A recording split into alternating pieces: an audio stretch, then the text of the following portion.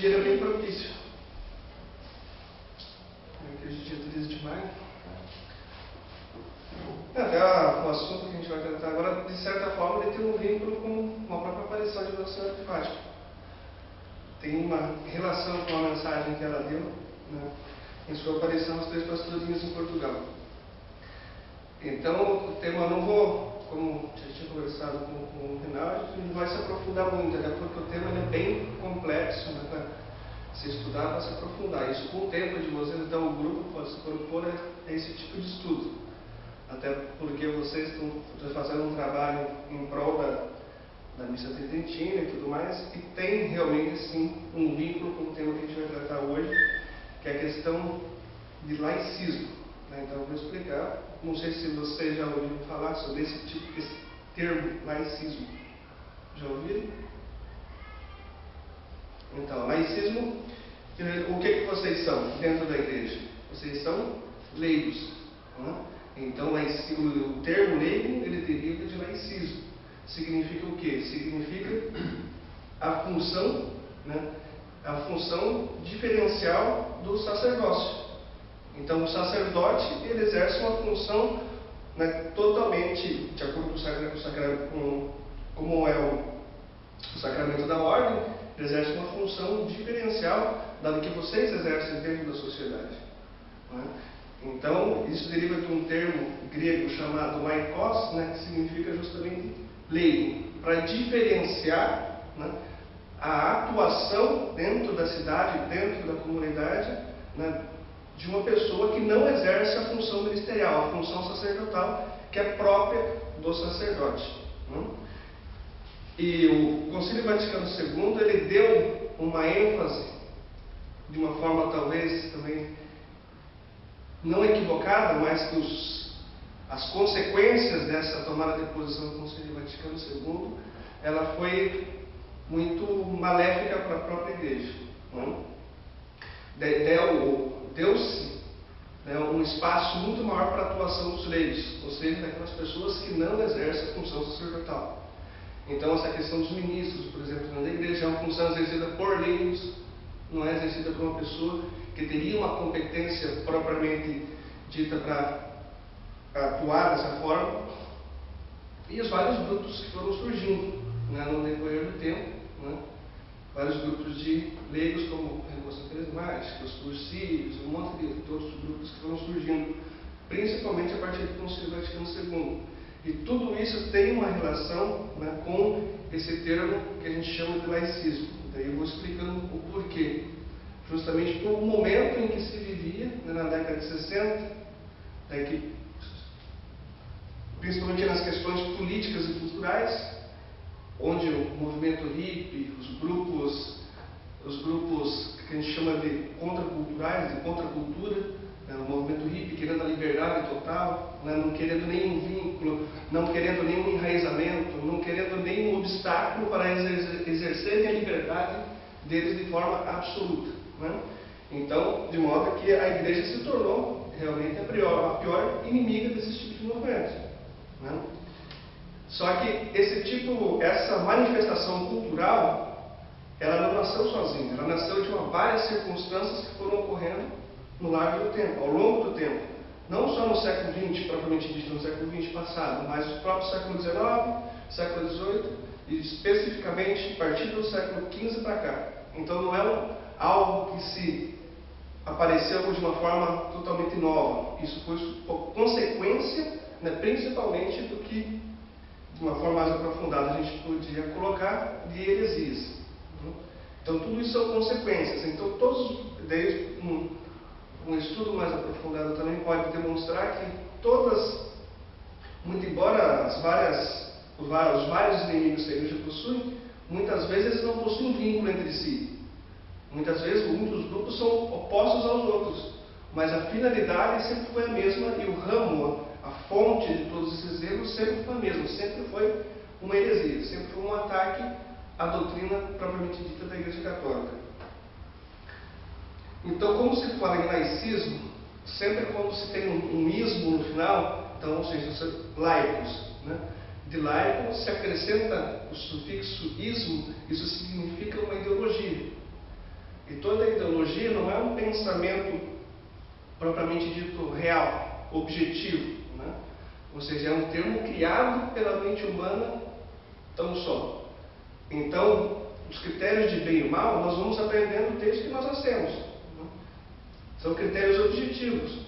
E para o católico, bem, bom, é sempre aquilo que contribui para o seu fim último, que é a vida sobrenatural. Então, todos os atos que o ser humano ele comete, né? Então, quando você vai, antes de você praticar uma ação, a razão humana, e no caso aqui especificamente o cristão com o auxílio da graça, ele vai analisar se essa ação ela contribui ou não para o seu fim último, que é a vida sobrenatural. Então, você vai saber o que é bom e o que é ruim, né? Então, se aquilo contribui para o seu fim último, isso é bom. Então, eu posso agir, eu posso atuar. É por isso que nós chamamos todos os atos humanos, né, tudo aquilo que nós fazemos é uma conduta responsável, né? E sendo uma conduta responsável, dependendo se ela se dirigir para o seu fim último ou não, ela tem uma consequência. Se você não agir para o seu fim último, ela tem uma consequência que é o pecado, né? Se você for contribuir para o seu fim último, é uma conduta boa, ela é benéfica, ela vai contribuir, né, para a sua salvação.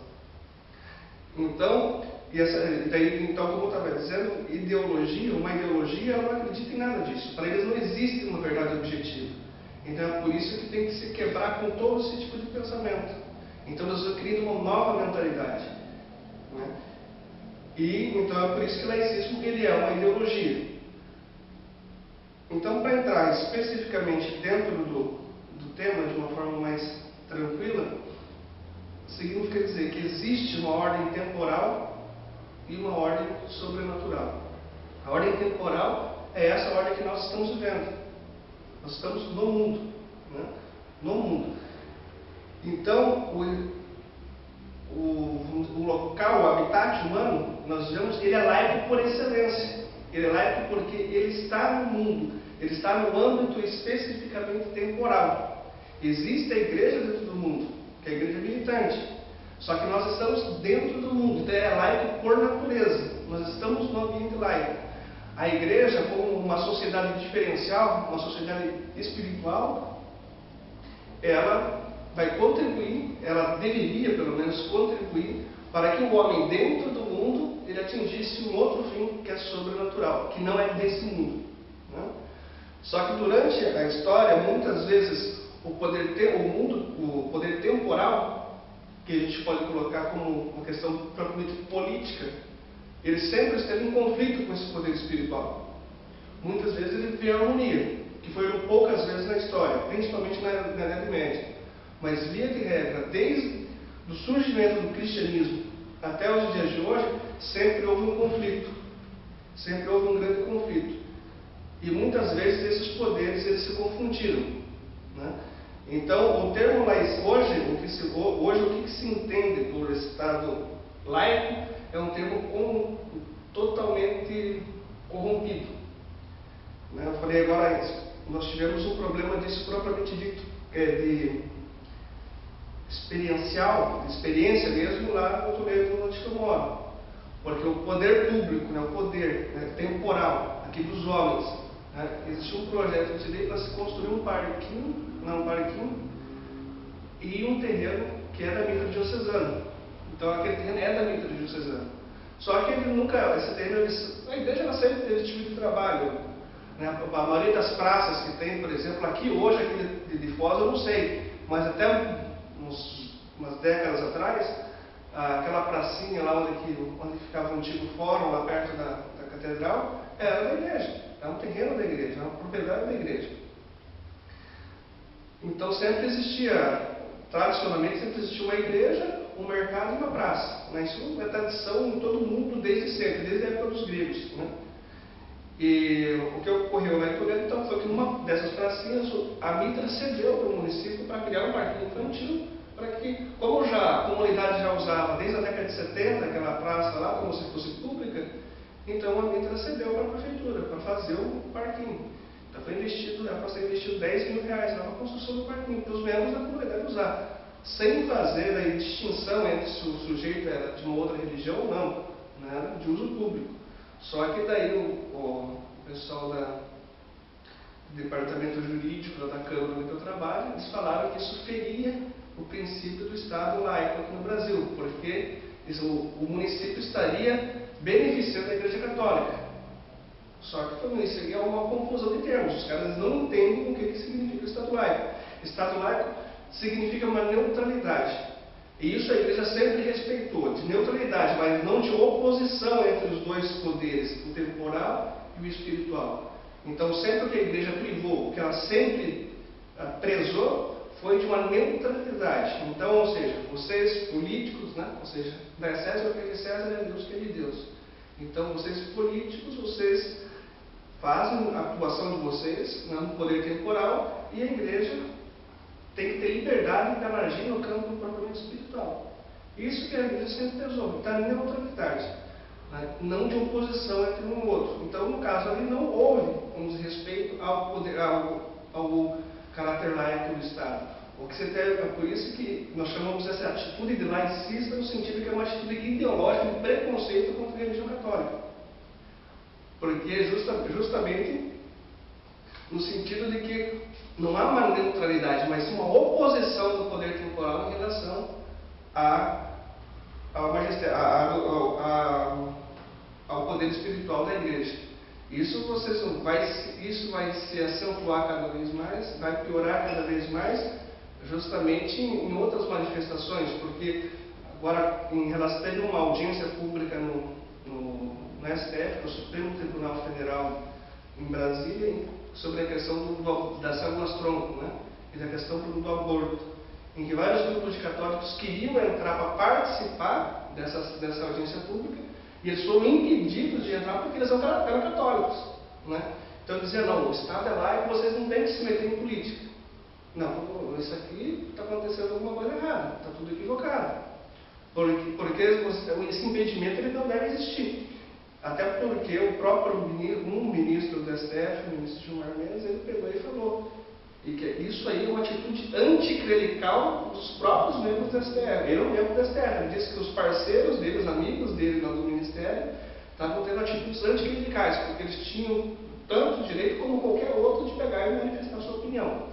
Porque essa manifestação não é você não está interferindo no poder temporal, né? Porque a questão do aborto, uma questão propriamente moral, uma questão ética, diz respeito sim a qualquer membro da sociedade.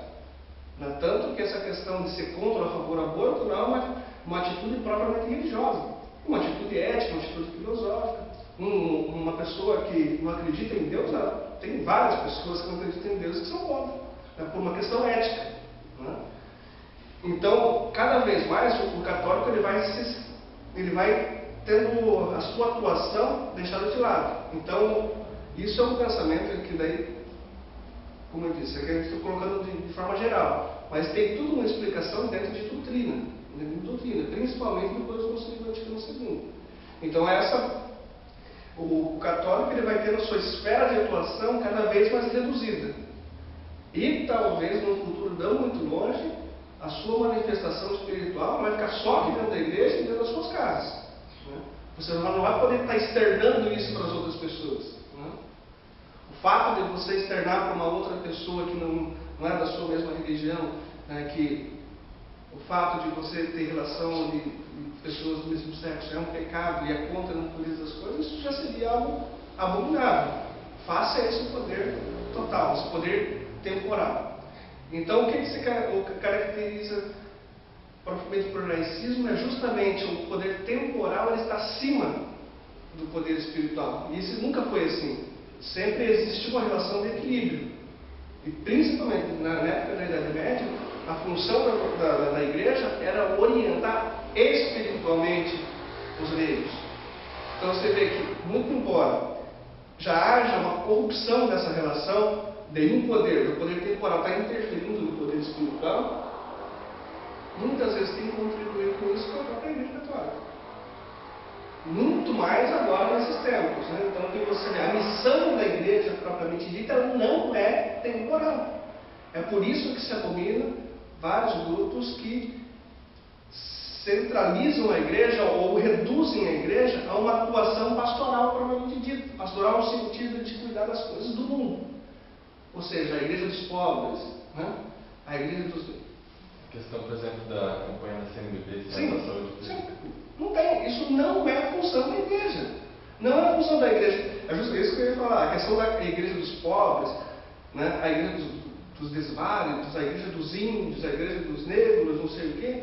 Isso aí não é a função da igreja, porque a igreja, nesse sentido, ela está se tornando uma rival do Estado, do poder temporal, em ver quem que atende melhor as pessoas. Entendeu? Ou seja, a pessoa pegou o ser humano enquanto um ser temporal, né? Enquanto um ser natural, propriamente dito, não um ser com vistas a uma finalidade transcendental, sobrenatural. Então, isso não é a finalidade da igreja. A questão da campanha da fraternidade é um exemplo claro disso todos os anos. Ano após ano, a campanha da fraternidade reforça mais isso. Por quê? Porque ela está se metendo em assuntos que não é de competência dela. A questão da natureza, que teve no ano passado, acho que foi, né? Do meio ambiente, alguma coisa. Né? Então, se você for ver nesses embates políticos propriamente dito, sempre tem um dedo da igreja lá. Da igreja não, de uma ala da igreja, né? Que nós conhecemos bem. Então a função da igreja não é essa. A igreja ela não tem que pegar e se imiscuir, se infiltrar ou tomar atitudes propriamente temporais. O que acontecia na Idade Média era o quê? Inclusive, a igreja auxiliava, inclusive, os reis e tudo mais, no sentido espiritual. Ou seja, para ele ter uma atitude justa, né? Para ele pegar e não usurpar o seu poder, que o poder que ele tinha, ele só tinha aquele poder enquanto um poder dado por Deus para ele, né? Delegado por Deus para ele. Né? Então, que ele tinha que exercer, ele tinha que ser virtuoso, um rei virtuoso. Então, esse era o auxílio que a igreja dava para o poder temporal, para que a atitude dele para com os súditos, né, fosse a mais pacífica possível. E a função propriamente dita do poder temporal seria justamente criar condições para que os súditos ele atingisse o seu fim último. Então nunca era visto, vamos atender uma necessidade propriamente natural, né? Que é a questão de dar condições de uma vida digna para cada um. Era uma tentativa que se fazia, mas não no sentido propriamente natural, mas sim sabendo que se ele não tiver meios contínuos de vida, a vida sobrenatural dele vai estar afetada. Então, ou seja, eu não posso fazer isso. Né? Então, tentava-se criar meios propícios, não só para que a pessoa pudesse ter uma vida digna aqui nesse mundo, mas sim criar condições para que ela atingisse o seu fim último sobrenatural. Então, é por isso que o poder, tanto era intenso essa concepção, que os reis deixavam as instituições que mais serviriam de ajuda para o homem atingir seu fim último nas mãos da igreja, que era a educação. A educação hoje que a gente vê nas escolas públicas hoje é totalmente equivocada, totalmente diferente daquilo que foi outrora, quando a igreja auxiliava o poder temporal. Né? Então vocês sabem muito bem, a Santa Casa de Misericórdia, que foi criação dentro da Igreja Católica, tudo aquilo que contribuiu para a elevação do ser humano, não só moralmente, como intelectualmente, no campo científico, em todos os campos, foram obras da igreja. Mas quando ela exercia a sua função propriamente espiritual. Então ela criava essas instituições que se encontravam na órbita temporal, mas não com uma finalidade temporal, mas sim contribuir para que as pessoas pudessem atingir o seu fim último sobrenatural. Então isso sempre foi obra da igreja. Então, o laicismo, nesse sentido de ideologia, não de neutralidade do poder temporal e do poder espiritual, nesse sentido de interferência desse campo natural aqui, propriamente humano, do reino de César, no reino de Deus, essa interferência ela começou a surgir justamente em decorrência disso. Que a igreja, a sua influência dentro da população era tão grande, né, que foi criando tensões. Né? Isso é decorrência da inveja, a questão de todos os pecados propriamente ditos. E principalmente a partir de 1900 do século XV, principalmente com a Revolução Luterana de Calvino, foi que isso começou a ruir. Porque Isso também é um equívoco que se comete nos colégios e principalmente nas faculdades, ele fala de estado absolutismo, monarquias absolutas, não sei o que, mas esse tipo de monarquia, eles sempre falam que isso ali é a questão da influência da Igreja Católica. Isso não existiu, isso ali, todo esse tipo de monarquia absoluta era influência dos luteranos. Depois da Reforma Protestante, daí que houve, não que antes existiu, que é o poder temporal aqui e o poder espiritual aqui, esse auxiliando esse e esse auxiliando esse. A partir da Reforma Luterana, esse poder temporal prevaleceu e esse poder espiritual veio para cá e se tornou um braço do poder temporal. É como se fosse um ministério. Hoje tem o Ministério da Saúde. Então lá tinha o Ministério da Igreja Luterana. Ou seja, era o mesmo poder. Então era o mesmo poder. Isso que não pode. Isso a Igreja Católica nunca aceitou. Ela nunca aceitou porque ela sabia dos perigos que isso poderia ocorrer. É uma teocracia também. Uma teocracia. Isso que é quando a gente fala do poder divino, né? Às vezes as pessoas falam, mas isso é legal. Mas nesse caso não. Porque eles diziam, não, aquela pessoa ali, ela pode fazer o que ela quer, porque ela só é rei porque Deus quer ela ser rei. Não é assim. Então a diferença da doutrina para a Igreja Católica é que a Igreja Católica vai dizer, olha, você só é rei enquanto o teu poder ele não é teu. E não é Deus que... você não exerce um poder divino, né? Você não exerce um poder divino. É um poder delegado por Deus. Ele é delegado por Deus, né? Igual hoje, mais ou menos, é como os legisladores, né? Não é eles têm a função de executar o poder, né? Mas é um poder que é delegado pelo povo através do voto, né? Apesar que também é uma concepção totalmente equivocada, mas tudo bem. Então, nesse caso, o único poder que se misturou realmente o poder espiritual com o poder temporal foi os luteranos, né? Foi o poder decorrente da Reforma Protestante. Só que dentro da Igreja Católica, cada vez mais eles foram se afastando, porque eles estavam vendo que poderia dar uma coisa muito errada. Então, cada vez mais o campo espiritual ficou. Então, os padres continuaram exercendo seu ministério, né? E nos países católicos não teve grandes problemas, grandes consequências, só que isso até no século XVIII. Até no século XVIII, em que a Revolução Francesa ela surgiu basicamente como um ataque a esse poder das monarquias absolutas, que eram protestantes, né? Só que o principal inimigo da Revolução era a religião católica. Então, ou seja, visava essa destruição total da Igreja Católica. Não queria-se mais essa influência da Igreja Católica na vida das pessoas. Por quê? Porque era a criação de um homem novo. Queria-se um homem novo, não queria mais esse homem com amarras, não queria-se mais esse homem com vínculos, né? Então, para o cristão, ou seja, a fidelidade conjugal é um valor, né, que é um valor absoluto. Ou seja, ninguém pode dizer que isso aqui é uma concepção equivocada.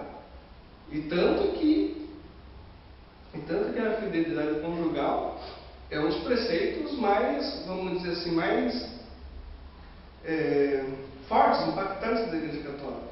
E você não pode dizer que está errado, não é, né? E outros princípios, como a questão da valorização da família, né? Da prole, né? Da propriedade, né? Tudo mais. Então, esses valores, né? Foram valores que a Igreja Católica inseriu, conseguiu transpassar para toda a sociedade num vasto longo de tempo.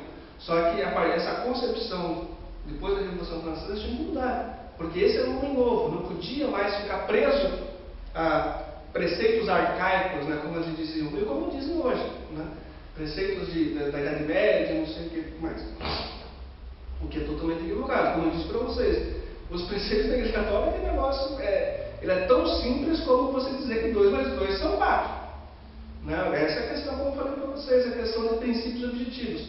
Para nós não existe uma moral subjetiva, uma moral que você cria do nada. Né? As coisas são simples, a tua razão, ela consegue verificar isso. O que é bom para você e o que não é bom para você. Né? Então, ali, é por isso que ali tinha que ter um cumprimento com tudo. Então, tinha que se criar uma moral subjetiva. Né? Não existia mais certo ou errado. Então, a partir desse momento, né, tinha que se criar um homem novo. E para se criar um homem novo, a igreja tinha que sair do campo de ação. né? Mas quem vai substituir a igreja? Se não existir, se claro, destruir a igreja não vai conseguir destruir, mas pelo menos limitar a eficácia do seu discurso, para que as pessoas elas não caiam mais, né? Não aceitem mais esses preceitos como verdadeiros. Então tinha que pegar e limitar a ação da igreja. Então na Revolução Francesa, o que aconteceu? E eles criaram inclusive uma constituição civil do clero. Significava dizer isso, que o clero deveria assinar um documento dizendo que respeitava é como se fosse, olha, eu não respeito mais o Papa, eu respeito o que o Estado francês me disser que eu tenho que fazer. O que o governo francês tem que me disser, eu faço.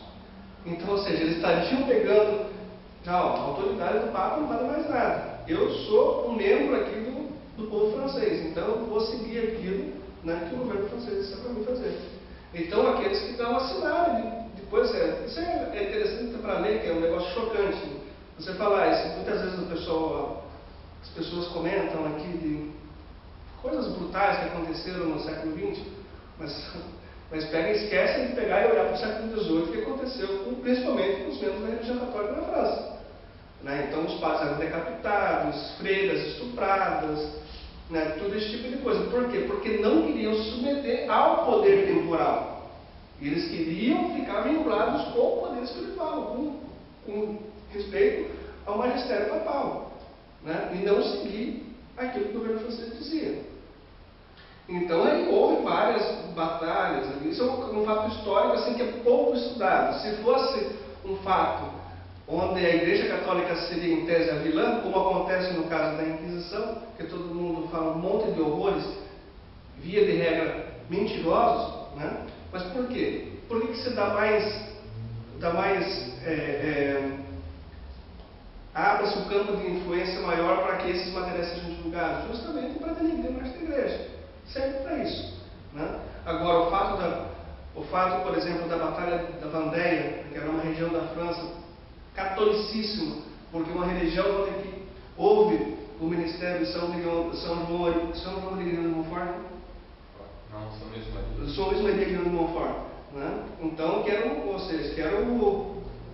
o propugnador da devoção mariana, especialmente, né? E era uma região catolicíssima, e não só, porque é uma religião tipicamente camponesa, né? De camponeses, só que onde a hierarquia prevalecia, tipo assim, cada um, aquele que exercia os seus afazeres mais humildes, mais simples dentro de uma localidade, ele tinha o respeito dos seus maiores e tudo mais, mas sabia a posição dele. Então existia um respeito, né? Por quê? Por influência da catolicidade. O chefe, o patrão, ele sabia que não podia dar uma condição indigna para o trabalhador, para o seu funcionário, porque sabia que ele ia prejudicar, né, a consecução do seu fim último, que era amar e louvar a Deus, tudo mais, e atingir a sua vida sobrenatural. Então havia todo esse respeito. Então, e o movimento revolucionário da Revolução Francesa não podia aceitar esse tipo de coisa. Por que não? Porque tinha que se criar um homem novo, e queria criar a força. Então houve uma grande batalha, né? Houve uma grande guerra propriamente dita, em que os próprios camponeses, eles chegavam, os donos, os grandes proprietários, possuidores, estavam com medo da revolução. Claro, porque eles sabiam o que estava acontecendo, os padres sendo decapitados, as mulheres sendo estupradas, né, os móveis da igreja sendo queimados, né, e tudo mais, então eles estavam com medo disso. Então, só que quem pegou e tomou a iniciativa de combater propriamente dito foram os camponeses, os mais humildes.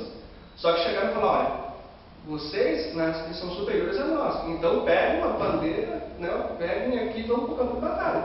Eles chamaram, e eles foram e combateram. O resultado foi trágico, porém eles pegaram e combateram o poder temporal em defesa do poder da igreja, em defesa do magistério da igreja. Claro, foi uma batalha sangrenta mesmo, mas, em todo caso, então via-se ali o quê? Que se visava a criação de um homem novo. Então, só que esse homem novo ele não poderia mais seguir, né, os preceitos da igreja. Tinha que seguir aquilo que o poder temporal dissesse que era bom e que era mal, né? Então, a partir daí que começou a se corromper tudo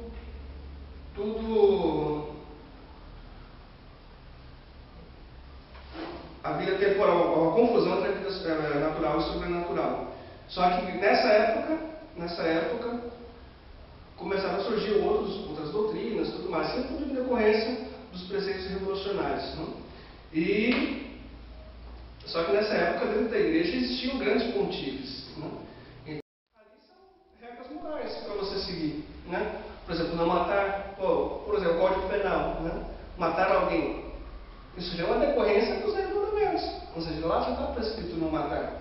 Só que eles querem criar um sentido naturalístico, um sentido, então, não precisa de 10 mandamentos, não precisa de nada, porque nós temos aqui já nos nossos códigos dizendo o que você tem que fazer. Entendeu? Então você não precisa de igreja, não precisa de sacramentos, você não precisa de nada, né? E é justamente por isso, né, que cada vez mais foi se afastando a igreja dos seus deveres propriamente ditos, né? E depois da Revolução Francesa, qual que eram os instrumentos que eles tinham para fazer? Era justamente através de codificação, criar códigos, porque até então não existia códigos, né? Era tudo código costumeiro, eram os costumes que regravam a vida das pessoas, e não códigos, né? Não códigos.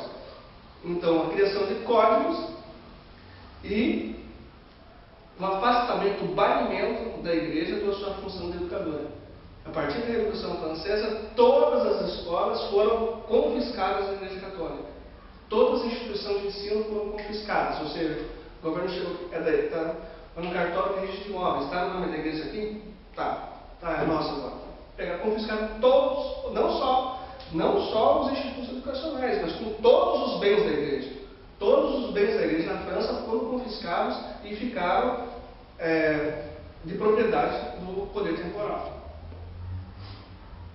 Então, claro, porque o meio educacional, o meio da educação, é o principal instrumento da revolução para controlar a mentalidade, para controlar as mentes.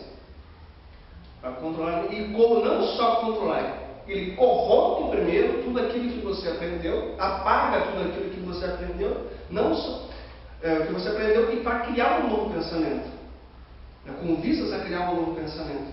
Só que se até hoje não deu certo, isso não conseguiu se concretizar de uma forma total e irreversível, é justamente porque o homem é um ser tradicional por excelência. O homem, diferentemente de outros animais, ele é um animal que herda os preceitos. Ele herda sociologicamente preceitos dos seus antepassados. Então, ou seja, na escola eles podem querer destruir, querer amordaçar tudo aquilo que você aprendeu, né? Só que existem aqueles preceitos que o teu pai e tua mãe te ensinou, né? E que você nunca vai ser apagado, dificilmente vai ser apagado. E valores que já se consolidaram dentro das nações, que foram nações católicas, como o Brasil, por exemplo, né? Então já solidificaram de tal forma que mesmo eles tentando por todos os meios, eles não conseguem ainda, por isso que o Brasil é um país ainda em tese conservador. Mas você pode fazer qualquer tipo de pesquisa aqui no Brasil, né? Quem é a favor do aborto? É um número reduzido, menor. Quem é a favor do casamento homossexual? Um número menor. Né? Sempre são os princípios conservadores que se mantêm. Né? Geralmente se pergunta qual que é a sua visão de futuro? Eu quero estudar, eu quero trabalhar, esse tipo de coisa. Entendeu? São atitudes conservadoras. Então isso é em decorrência justamente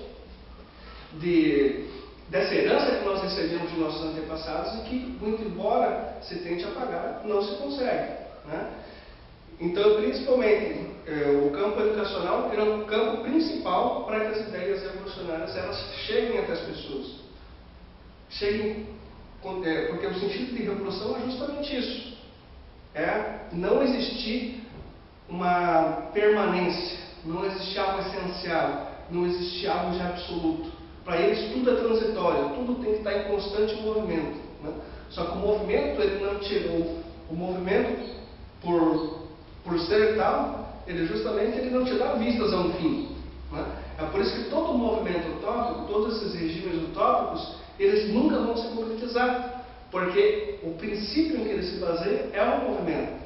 É por isso que esses movimentos utópicos eles nunca deram certo em nações católicas, porque onde prevalece o sentido do absoluto, o sentido do essencial, esse tipo de pensamento eles não conseguem se manifestar. E o que é absoluto? Por exemplo, a família. É absoluto no sentido que não é transitória, porque não é transitória é que não é permitido a infidelidade conjugal, não é permitido o divórcio. Né? E o que é o movimento? É você estar com a casa com uma hoje, casa com outra amanhã. Justamente o pensamento revolucionário é o que predomina hoje. E é o que predomina através dos códigos, é o que predomina através dos costumes, hoje. Entendeu? Então, isso é o pensamento revolucionário. E é isso que eles conseguiram, de certa forma, inculcar, né, de várias nações que em outros tempos foram católicas. E é o princípio decorrente justamente desse movimento, né, de não ter ordem, nada, não existe ordem. Então, a principal manifestação cultural que existiu então, no século passado foi o movimento hippie,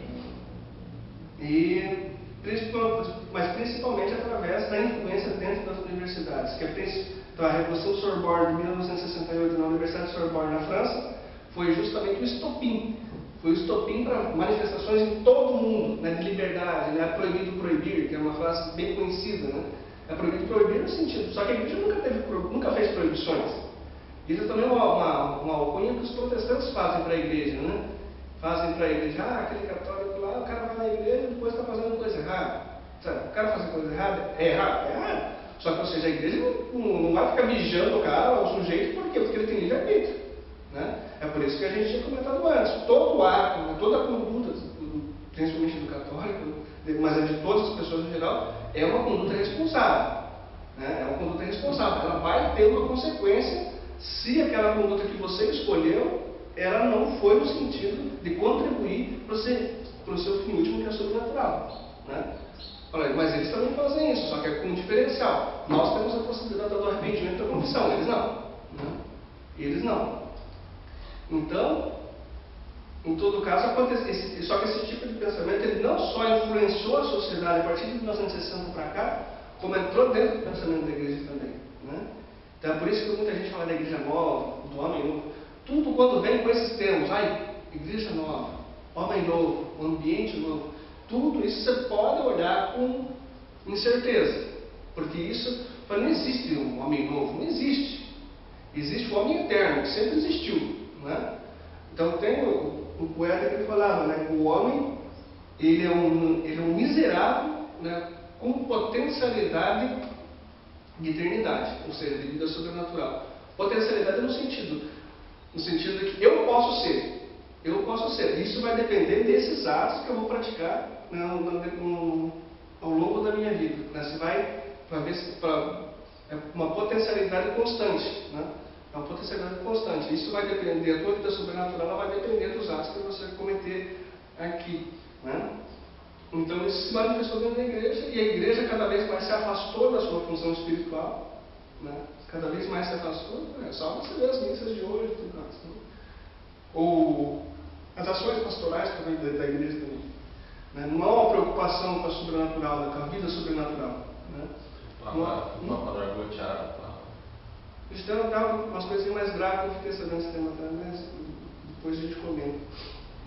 Então, nós estamos com várias circunstâncias. Né? Então, às vezes, o Papa largou a Tiago para o Papa. O que tem isso aí, entendeu? Ou seja, as questões simbólicas da igreja são as principais. Porque o símbolo representa alguma coisa. Né? O símbolo sempre representou alguma coisa. Então, às vezes, tipo de igual, o padre que não usa mais batina e tudo mais, tudo bem, entendeu? Então, uma questão, para vocês entenderem, até para a gente terminando no sentido de que para compreender mais, uma imagem que representa isso seria, o que eu disse até agora?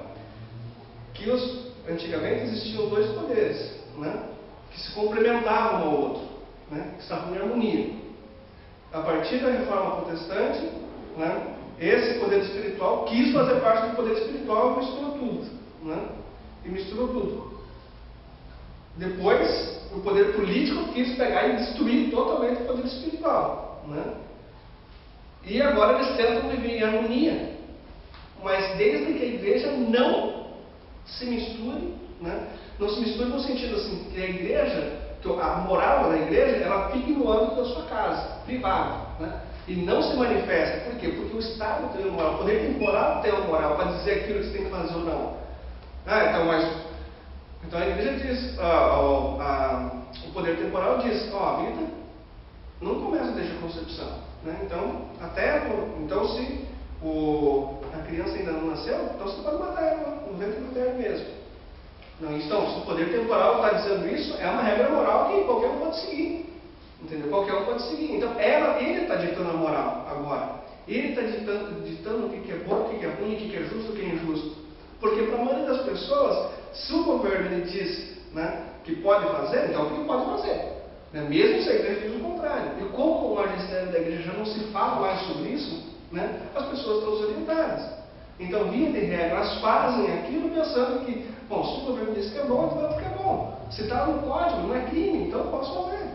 Né? E a igreja, como ela se desincumbiu, como ela se afastou daquilo que era próprio dela, que era dirigir espiritualmente os fiéis, e ela não está fazendo, então, ou seja, aquelas pessoas fiéis, elas saem de outra igreja e ganham com o poder moral. É isso que acontece. Né? E a igreja tanto aceitou isso que ela aceitou esse acordo. Né? Esse acordo. Por quê? O padre andando de camiseta e tal, de bermuda, de calça jeans, ele é igual a todo mundo. Ou seja, o espiritual é igual ao moral. É basicamente isso que acontece. É justamente, então, ou seja, não é algo que é de agora, entendeu? Algo que foi se dilatando ao longo do tempo. Né? Então, que foi moldando os pensamentos. E está moldando até hoje. Então, hoje a função da igreja católica ela é extremamente pesada. Porque se desenvolveu tão enormemente. Porque agora o tempo de você pegar e calar a igreja já chegou. Antes tolerava a igreja, eles toleravam a igreja. Né? E até hoje toleram, desde que ela fique quieta e se amolde aquilo que nós dizemos. Ou seja, os padres ficam aí, né, ficam aí jogados aí ao campo temporal, propriamente dito, cuidando dos doentes aí, mas não que não deva exercer essa função, porque a igreja sempre exerceu, né? Sempre e com maestria. Né? Mas nesse campo propriamente temporal, do tempo, daquilo. E o que é tempo? Tempo, aquilo que tem um fim. Né? É totalmente distinto daquilo que é eterno. Né? Então, ou seja, se eles ficar, né, seguir aquilo que nós dissemos, fiquem aí, cuidem da natureza, cuida da água, cuida não sei o quê, então, aí até aí tem o seu ministério de acordo com a ideologia do mundo, de acordo com o poder temporal. Agora, se eles também ficar falando esse negócio de eternidade, e que tem que seguir padrões morais, tal, ditos por eles, né, por uma igreja, né, por um magistério, aí o negócio esquenta. Então, eles vão responder por isso. E é isso que vai acontecer agora, e que já está acontecendo. Né? Eu falei, acontece porque, por exemplo, e há o poder para isso, porque agora eles adquiriram o poder punitivo. Que agora você não só não vai poder se manifestar, como se você se manifestar, você vai ser punido por esse ato de manifestação. Então é isso que vai começar a acontecer, as penalidades. Né? E por consequência, depois perseguição. Então hoje, eu particularmente não visualizo um combate efetivo a esse tipo de coisa, porque já está consolidado, não só aqui no Brasil, como em grande parte do mundo já, né? E nos países católicos também, que outrora foram católicos. Né? Você vê uma Espanha de Santo Inácio de Loyola, uma Espanha de Dom Fernando, tem muito mais santos, né? Ou seja, o pai escreve a Bíblia da Espanha desde o século III, século IV, né, é católico, é cristão, né, é católico, como é dito. Hoje é um país que é totalmente desmoralizado, né? Existe aborto, casamento homossexual, é outros países onde o consumo de drogas é o maior do mundo, né? A prostituição é um negócio absurdo, né? Os muçulmanos invadindo, você não há ainda, ou seja, toda aquela seiva, toda aquela raiz, aquele vínculo de catolicismo, né? Está se esvaindo, né? Por quê? Porque os revolucionários, os lobos vieram, né? E foram deixados, né? Então tudo foi se perdendo, todos os valores foram se perdendo. E aqui no Brasil, né, muito embora nós sejamos um país muito mais jovem do que eles, né, muito mais jovens do que eles, ainda eu não vejo ainda um poder de reação, né, porque isso aí é uma questão mundial, né. Então o que eu sempre falo para o pessoal, que é uma mensagem do padre Castellani, da Argentina, é no sentido de que o momento agora é de resistência, né? Não vai haver uma nova cristandade. Você não pensa, não adianta, entendeu? Não adianta, vamos lutar uma nova cristandade e tudo mais, né? Dificilmente, né? Tipo, vai voltar a missa tridentina, esse tipo de coisa, dificilmente vai acontecer. Então, o que se tem que fazer é resistir, né? Resistir com todas as forças. Então, não há outra coisa a se fazer. E a questão da militância, né? A questão da militância no sentido de pegar e tentar se aprofundar mais, tentar se conhecer mais, entendeu? Esse tipo de coisa. Pegar e ter uma boa formação, né? Não só uma boa formação espiritual, como a gente diz, obviamente, mas ter buscar conhecimentos, entendeu? Que é a única forma de você vai ter de se defender. E você vai ter que se... Antigamente era fácil para famílias humildíssimas, assim, né? Bastante humildes, né? Eles tinham um conhecimento, assim, que, por exemplo, até de questão teologal, que nós mesmos não temos agora, né? Porque os padres eram confiáveis, né? Hoje, se você quer uma formação de igreja, você tem que ir atrás.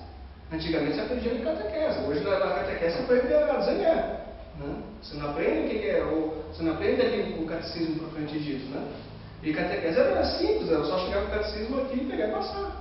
Né? Só que não é feito isso, porque não é legal, né? Então não é de acordo com o temporal, não é de acordo com o mundo. Então a coisa ficou muito mais difícil. Então é importante agora procurar conhecimento, é buscar conhecimento, se aprofundar nos estudos e tentar ir repassando isso. Porque é como um amigo meu disse, porque o negócio agora é totalmente apostólico mesmo, né? De casa em casa, de amigo em amigo e tal, tudo mais, amigo do colégio, fulano, ciclano. E até porque a gente veio aqui, a gente viu aí no decorrer do tempo, mas está sendo assim, né? Você conhece vai passando alguma coisa, vai conversando e tudo mais. Mas sempre buscando se aprofundar, sempre buscando conhecimento. Porque eu vejo um monte de cara xarope falando da igreja, não sei o que são xarope mesmo, entendeu? Daí não dá. Então você tem que ter uma capacidade de convencimento, assim. Então é por isso que é bom você ter conhecimento e principalmente pegar e ouvir, né? Mas porque hoje é complicado, você não tem diretor espiritual mais, né? Antigamente era, é por isso que as pessoas estão assim hoje, estão totalmente, né, com problema para tudo quanto é lado, né? Qualquer coisinha é motivo de suicídio, qualquer coisinha é motivo de pegar e usar droga, tá? Tipo de coisa. Por quê? Porque não tem ninguém novo, né? É bagulho só. Então, aí o pessoal vai para os psicólogos, tá, tudo mais, é mais doido que andou. Então é por isso que é importante você ter um pouco de conhecimento, pegar e estar levando isso, né? E estar levando essa mensagem para que você possa, de uma forma ou outra, você está contribuindo para a edificação espiritual dos nossos amigos. Só uma questão. Se o poder temporal está acima do poder espiritual, está acima do poder temporal. Uhum. Então existem leis que o seu poder temporal fazer são iníquas e o nosso dever quanto a elas. Isso é uma questão do direito de resistência. Só que essa é a questão. Tipo, a questão do aborto não tem o que falar, entendeu? Tipo, o fato de eu ser católico, tipo, se a lei temporal ela diz lá que o aborto é permitido, é óbvio que se eu for católico eu não posso respeitar essa lei. Tipo assim, não, a moça está grávida. Eu sou católica, mas lá está escrito lá no código lá que não é crime, né? Posso fazer? Claro que você não pode fazer, né? Por exemplo, antigamente no Código Penal tinha crime de adultério, né? Hoje não existe mais, porque foi cortado, né? Tá, mas tá mesmo assim. Então agora, porque não está mais no Código Penal, então eu sou católico, posso fazer? Claro que não, entendeu? primeiramente você tem que respeitar os 10 mandamentos. Né? Então, ou seja, toda lei que fere os 10 mandamentos não pode ser seguida, não pode ser feita. Né? Agora, a questão, por exemplo, um caso mais difícil, mais complicado, que eu acho que é o que mais causa, assim, que deixa a pessoa reflexiva, na casa da objeção de consciência. A objeção de consciência significa o quê? Significa, por exemplo, se você é uma médica, por exemplo, né? Pública, né? Trabalha no SUS, né? Então, tem um caso lá de aborto para você fazer. Você que vai ter que fazer, você foi designado para fazer. Né? Antes, existia um princípio muito forte, em todas as profissões, que era de objeção de consciência. Objetar, não aceitar. Né? Tua consciência não aceita aquilo. Né? Então, você diria, só que daí, claro, você tinha que justificar a tua objeção. No caso de aborto, qual que seria a tua justificativa? Não, a pessoa católica e a igreja diz isso e aquilo e tal, portanto, não posso fazer. Entendeu? Não posso, particularmente, eu não posso fazer. Por isso. Né? Hoje isso aí acabou. Entendeu? Então, se o governo pegar, se ela tiver uma pessoa lá e designar você para fazer aborto, você tem que fazer, sob pena de você ser excluída dos quadros da medicina. Né? Sob pena de ser excluída dos quadros da medicina. Aí eu falo assim, nesse caso, eu posso fazer? Claro que não. É claro que não. Entendeu? Mesmo sendo expulsa. Né? É o que aconteceu, aquela protestante lá da psicóloga, né? Que ela pegou e escreveu lá, que, de acordo com a psicóloga, apesar que a psicóloga era totalmente equivocada, que é de Freud, que ela pegou e dizia que o homossexualismo era uma anomalia. Por ela ter dito isso, ela foi excluída o título dela de psicóloga foi cassado. Então ela não pode mais exercer essa profissão. É uma protestante. Lá foi a mesma coisa, no caso de para juiz, por exemplo, na Espanha, no juiz da Opus Dei, ele pegou um caso de adoção por casais homossexuais, de crianças. Então ele seguiu todos os procedimentos possíveis. Tá? Só que nesse caso aí não foi nem de objeção de consciência, mas foi de perseguição religiosa. Porque ele não disse, quando ele pegou o caso, ele não disse, por objeção de consciência eu não posso pegar e fazer isso aqui. Ele pegou e seguiu todos os trâmites. Qual que é o trâmite para adoção? Em qualquer caso, não só para casamento homossexual. Você tem que pegar na vara de infância e juventude, tem uma assistente social, tem uma psicóloga, tá?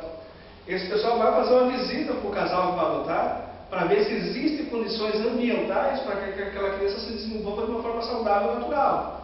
E ele pegou esse seguiu o procedimento natural, e foi lá e tudo mais, e teve um parecer desfavorável tanto do psicólogo quanto do assistente social.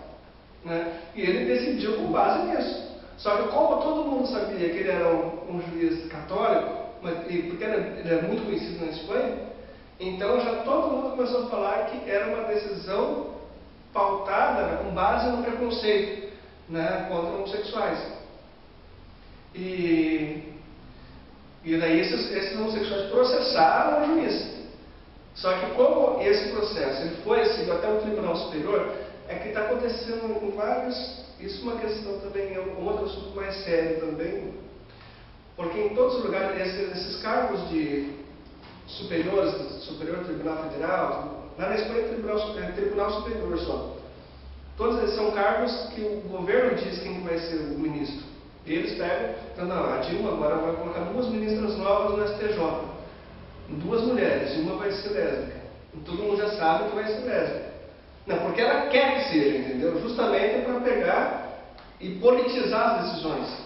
Né? Ter cunho político e antirreligioso. Né?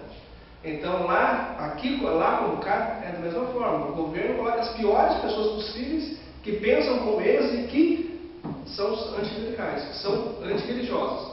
Né? Que são antirreligiosos. Por exemplo, Gilmar Mendes, que disse que o STF ele é anticlerical, é que o Gilmar Mendes é um dos caras mais antigos do STF, ou seja, não foi nomeado pelo governo do PT, entendeu? Ele é anterior, então só que ele está saindo já, né? E ele saindo, vai entrar mais um cara que é nomeado, vai ser nomeado pelo partido. Então lá, um juiz foi condenado O juiz foi condenado por preconceito, né? Não pode mais, vai ficar por 12 anos sem poder exercer a magistratura, ou seja, não vai poder ser juiz por 12 anos, e ou seja, vai provar que ele é católico, tem 10 filhos. Então, como vai educar essas pessoas agora, né? Daí, claro, houve uma reunião lá com o pessoal da Associação dos Juízes Católicos da Espanha, em que todo mês os caras vão dar uma contribuição ao cara e sobrevivendo até poder voltar à atividade, né? E tal. Mas você vê a que ponto que está chegando o negócio. Então é isso que falou, o poder temporal ele tem tudo na mão, sabe? Tudo nas mãos, tudo. E a igreja não tem nenhuma influência. E as normas elas vão cada vez mais piorar, porque cada vez mais as normas, isso você já deve ter ouvido falar da ONU, elas vão prevalecer sobre as normas nacionais. Então, só que as sanções da ONU elas são muito mais graves, muito mais pesadas, né? Então aqui no Brasil todo mundo é perseguido. A gente fala perseguido, eu fico meio chocado, né? Capaz, não vai acontecer. Lá na Inglaterra, por exemplo, na Inglaterra era natural, era costumeiro, por exemplo, ter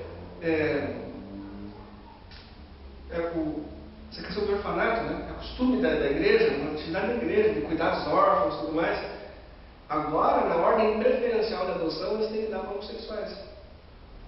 Ordem preferencial. Então, se chegar um casal de homem e mulher lá, e um casal de lésbicas ou de homossexuais para adoção, tem que dar preferência para o homossexual. Né? E se não fizer isso, o orfanato é fechado. Né? Então é isso que está acontecendo. Né? Então tem várias coisas. Lá para. Isso era no site do Júlio Severo, que falou com um jornalista que é homossexual.